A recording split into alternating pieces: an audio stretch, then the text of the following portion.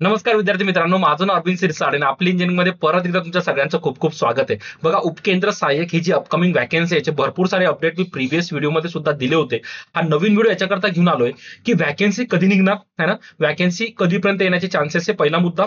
दुसरा मुद्दा जो आपण आजच्या व्हिडिओमध्ये डिस्कस करणार आहे, जर वॅकन्सी निघालीच तर मी वयोमर्यादेवर तर ऑलरेडी कुठेतरी सेक्शन सांगितला होता मागच्या व्हिडिओमध्ये. पण सिलेबस एक्झामला काय असेल, मी इलिजिबल असेल का, वयोमर्यादा काय असेल आणि मी अभ्यास कसा करावा. कारण बघा, जेव्हा पोस्ट पडली नाहीये हीच ती वेळ असते की तुम्ही स्वतःला एक प्रिपरेशन स्टेजला टाकून एक चांगलं प्रिपरेशन करू शकतात, जेणेकरून उपकेंद्र सहाय्यकच नाही, त्याच्याबरोबर कोणतीही आयटीआयची पोस्ट तुमची किंवा जेईची पोस्ट निघली तुमच्याकडून आरामात क्लिअर होऊन जाईल. त्या सगळ्या गोष्टीचं एक 5-10 मिनिटाचं शॉर्ट डिस्कशन करूया, जेणेकरून तुम्हाला क्लॅरिटी भेटेल आणि तुमचा पाथ एक प्रकारे तुम्हाला डिसाईड करता येईल की मला या खाली वेळेमध्ये काय करता येईल. क्लिअर आहे? चालतं, मी व्हिडिओला सुरुवात करतो. बघा, सर्वात अगोदर जी गोष्ट मला डिस्कस करायची ती आहे की व्हॅकन्सी पडणार की नाही. तर 100% व्हॅकन्सी पडणार. काही मुलं म्हणतात सर व्हॅकन्सी का पडणार, तर याचं कारण असं आहे की सीट व्हॅकंट आहे. 2019 पासून व्हॅकन्सी पडलेली नाही. माझा मुद्दा नीट ऐकून घ्या आणि मगच कमेंट करा. 2019 ला लास्ट व्हॅकन्सी झाली होती, त्याच्यानंतर पोस्ट खाली होत्या. आता भरपूर सारे मुलं बोलतात, माझे भरपूर सारे मुलं महावितरणमध्ये लागलेत, मॅनेजमेंटच्या पण थोड्या बहुत ओळखी आहे. माझं डिस्कशन होतं, ऑब्व्हियसली हे डिस्कशन 100% चालू आहे की इंटरनल व्हॅकन्सी भरायच्या, म्हणजे इंटरनली त्या पोस्ट सगळ्या भरायच्या, जेणेकरून मला एक्सटर्नल व्हॅकन्सी काढायच्याच नाही. हे डिस्कशन चालू आहे. पण विश्वास ठेवा, जेव्हाही गव्हर्नमेंटमध्ये अशा गोष्टी डिस्कस होतात की पोस्ट इंटरनली भरायच्या आहे, त्यावेळेस सपोज 100 पोस्ट खाली ना, 100च्या 100 पोस्ट कधीच इंटरनली भरत नाही. काही पोस्ट ऑब्व्हियसली त्यासाठी एलिजिबल असतात, त्या पोस्ट इंटरनली भरल्या जातील, पण बाकीच्या ज्या व्हॅकन्सी आहे त्या एक्सटर्नली भरल्या जातील. आणि तेच कारण आहे की बाहेर जे पण आयटीआय करतात, जे डिप्लोमा करतात, त्या मुलांना ते लोक एक अपॉर्च्युनिटी देतात. क्लिअर आहे? तर 2026 ला ही जी पोस्ट आहे याच्यासाठी व्हॅकन्सी येण्याचे चान्सेस खूप खूप खूप जास्त दाट आहे. फक्त प्रॉब्लेम आहे ना, मॅनेजमेंटने आणखी ते डिक्लेअर केलं नाहीये, त्याच्यामुळे मला तुम्हाला एक्झॅक्ट डेट देता येत नाही की कधीपर्यंत व्हॅकन्सी येणार आहे. मुद्दा क्लिअर झाला, राईट आहे ना? आता बघा, दुसरी महत्वाची गोष्ट की ही जी व्हॅकन्सी पडणार ही फक्त आयटीआय साठी असेल का? आयटीआय साठी तर व्हॅकन्सी उपकेंद्र सहाय्यकची पडेल, जेई साठी पण तितके चान्सेस आहे. कारण जेईच्या पोस्ट, ज्युनियर इंजिनिअरिंगच्या पोस्ट, जे डिप्लोमाचे स्टुडंट आहे ना, त्यांच्या पण पोस्ट भरपूर दिवसापासून भरल्या गेल्या नाहीयेत, तर त्यांना पण येण्याचे चान्सेस आहेत. एईचे चान्सेस आहेत, पण एईचे चान्सेस थोडे कमी आहेत, कारण रिसेंटली पोस्ट भरल्या गेल्या आहेत. त्याच्यामुळे व्हॅकन्सी येईल की नाही याच्यावर क्वेश्चन मार्क आहे. आणि आलीच तर पोस्ट एवढ्या नसेल, पण हा अपॉर्च्युनिटी कुठेतरी आहे, पण त्याचे चान्सेस कुठेतरी मला दुर्मिळ दिसतात. क्लिअर आहे? तर व्हॅकन्सीच्या पदावर जेही लोक तुमच्या कानात गोष्टी टाकतात की आता 4 वर्ष व्हॅकन्सी निघणार नाही, उपकेंद्र सहाय्यकच्या पोस्ट इंटरनली भरल्या जाणार आहे. आय होप तुम्हाला गोष्टी कळल्या असेल. बघा, पॉझिटिव्ह राहा, है ना? जेव्हाही आपण कोणतीही गोष्ट प्रिपरेशनला घेतो ना, तेव्हा ही गोष्ट डोक्यात देऊन कधीच अभ्यास करू नका की पोस्ट निघेल तर माझं भलं होईल. अपॉर्च्युनिटी येतात, त्या कोणत्याही पोस्टला येऊ द्या, पण तुमचा जो सिलेबस आहे तोच सिलेबस त्याला जर विचारला जाणार असेल, तर मी तयार असलो पाहिजे की माझं प्रिपरेशन त्या लेवलचं पाहिजे, मला जी अपॉर्च्युनिटी भेटली ती माझी क्लिअर झाली पाहिजे. क्लिअर झालं? दुसरी गोष्ट, आता प्रिपरेशन जर करायचं ठरवलं तर माझं प्रिपरेशन मी कसं केलं पाहिजे. यामध्ये भरपूर सारे आयटीआयचे मुलं सध्या सेकंड इयरला आहेत, शिकतायत. काही मुलांचं ऑलरेडी पास आउट झाले, काही मुलांनी आता वितरणला ट्राय केला होता, नाही झालं, वेटिंग लिस्टची वाट बघतात. भरपूर साऱ्या गोष्टी मार्केटमध्ये डिस्कशनला आहेत. आता बघा, याच्यामध्ये जी महत्वाची गोष्ट आहे, प्रिपरेशन करताना तुम्हाला 2 गोष्टी एक्झामला विचारल्या जातात, एक टेक्निकल, एक नॉन टेक्निकल.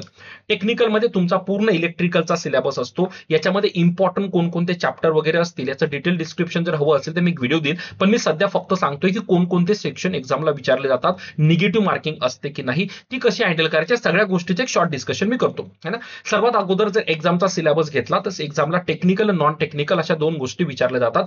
टेक्निकलमध्ये तुमच्या इलेक्ट्रिकलचा कंप्लीट सिलेबस असतो, है ना? ज्याच्यामध्ये मेजर टॉपिक तुमचे मशीन झाले, मेजरमेंट झाले, बेसिक इलेक्ट्रिकल झालं, है ना? नंतर पॉवर इलेक्ट्रॉनिक्स, ह्या सगळ्या गोष्टी थोड्याशा पडतात.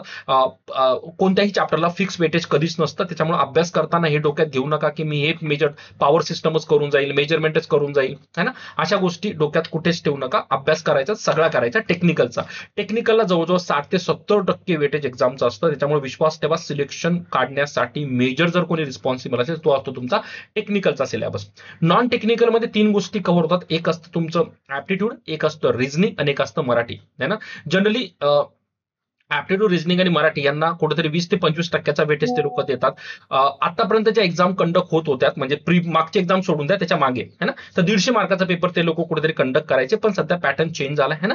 आता पहिली गोष्ट 110 55 क्वेश्चन 110 मार्क टेक्निकल असायचं आणि बाकीच्या 40 मार्काला ते नॉन टेक्निकल विचारायचे. पण सध्या जो पॅटर्न चेंज झाला त्याच्यामध्ये 75 मार्काचा पेपर सेट केला जातो, त्याच्यामध्ये तुमचे 50 ऑलमोस्ट 50 मार्क टेक्निकलला जातात, उरलेले 25 मार्क कुठेतरी नॉन टेक्निकलला कव्हर होतात. तर नॉन टेक्निकल पण तुम्हाला ऍप्टिट्यूड करायचे, रिझनिंग करायचे आणि मराठी व्याकरण है ना थोडंफार जरी करून घेतलं तरी तुमचं काम होऊन जातं. तर जर जे लोक फ्रेश तयारी करतात किंवा ज्या लोकांचं प्रिपरेशन थोडं प्लस मायनस आहे, माझा फोकस असेल अगोदर टेक्निकल क्लिअर करून घ्या. कारण जोपर्यंत टेक्निकल मध्ये चांगला स्कोर येणार नाही, नॉन टेक्निकल मध्ये तुम्ही आउट ऑफ मार्क जरी घेतले तरी सिलेक्शनचे कोणतेच चान्सेस तुमचे होत नाही. क्लिअर आहे ना. आणखी एक महत्वाचा मुद्दा जो या एक्झामसाठी खूप महत्वाचा आहे की तुम्हाला प्रत्येक सेक्शनमध्ये कमीत कमी पॉझिटिव्ह मार्क घ्यावा लागतात. कमीत कमी 1 मार्क प्रत्येक सेक्शनमध्ये पॉझिटिव्ह मार्क म्हणू शकतो त्याला मी. फॉर एक्झाम्पल तुम्ही सगळा पेपर एकदम बरोबर दिला, मराठीचा तुम्ही एकही क्वेश्चन सोडवला नाही, तुमचं लिस्टमध्ये नाव येणार नाही. म्हणून बोलतोय की प्रत्येक सेक्शन करायचं आहे, पण सुरुवात कुठेतरी टेक्निकल पासून करा. टेक्निकल एकदा तुमचं चांगलं झालं का पॅरलल तुम्ही ऍप्टिट्यूड, रिझनिंग आणि मराठीची तयारी करू शकता. क्लिअर आहे. राहिली गोष्ट निगेटिव्ह मार्किंगची. त्या एक्झामला 1/4 निगेटिव्ह मार्किंग ठेवल्या जाते. उदाहरण देतो, जर तुमचे 4 प्रश्न चुकले तर तुमचा 1 मार्क मायनस केला जातो. हा पॅटर्न हे कुठेतरी एक्झामला फॉलो होतो. आतापर्यंत झाला, याच्या पुढे पण हाच पॅटर्न 100% फॉलो होणार आहे. क्लिअर आहे ना. आणि राहिली गोष्ट की सर व्हॅकन्सी कधी येईल, तर मी परत सांगतोय अपकमिंग इयर मध्ये सगळ्यात मोस्ट वॉन्टेड व्हॅकन्सी हीच आहे ना उपकेंद्र सहाय्यकची. व्हॅकन्सी कधी पडू द्या, पण प्रिपरेशनला कमीत कमी 5 ते 6 महिन्याचं ड्युरेशन लागतं. आणि जर तेवढं ड्युरेशन हवं असेल तर हीच ती वेळ की एक्झामला तुम्हाला सुरुवात करता येईल. माझी स्वतःची उपकेंद्र सहाय्यकची बॅच पुढच्या महिन्यापासून सुरू होते आणि ऑलरेडी ऍडमिशन सुरू झाले. मी लिंक डिस्क्रिप्शन मध्ये दिले, इंटरेस्टेड असाल तरच है ना. अदरवाईज तुम्हाला वाटतं की तुमच्याकडून स्वतःहून प्रिपरेशन होऊ शकतं, बिलकुल प्रिपरेशन करा. राईट आहे ना. बाकी एक्झामला एक्सपिरियन्स किती लागतो, वयोमर्यादा काय असते, या सगळ्या गोष्टी मी माझ्या मागच्या व्हिडिओमध्ये टाकल्या आहे. त्या व्हिडिओची लिंक सुद्धा मी डिस्क्रिप्शन मध्ये दिली, तिथून तुम्ही ते रेफर करू शकता. ठीक आहे. तर बाळांनो, हा होता एक शॉर्ट व्हिडिओ उपकेंद्र सहाय्यक बद्दल. आय होप तुमचे बरेच सारे पॉईंट जितके मला व्हॉट्सअपला क्वेश्चन आले होते ते क्लिअर झाले असेल. पण आणखी काही डाऊट्स असेल तर प्लीज मला कमेंट मध्ये नक्की सांगा, मी तेही कव्हर करण्याचा पुरेपूर प्रयत्न करेन. ठीक आहे. चालतंय. याच पॉझिटिव्ह नोटला आजच्या व्हिडिओला पूर्णविराम देतो. लवकरच ज्या मुलांचं ऍडमिशन झालंय मी बॅचमध्ये त्यांना तर टेक्निकल कंटिन्यू करणारच आहे ना. आणि बाकी काही डाऊट्स असेल तर मी व्हॉट्सअपला मला नक्की मेसेज करू शकतात, मी तुमचे कव्हर करेन. बाकी चॅनल नवीन असाल तर चॅनलला सबस्क्राईब नक्की करा. व्हिडिओ जास्तीत जास्त मुलांना शेअर करा, सगळ्यांपर्यंत इन्फॉर्मेशन पोहोचू द्या. थँक्यू. बाय.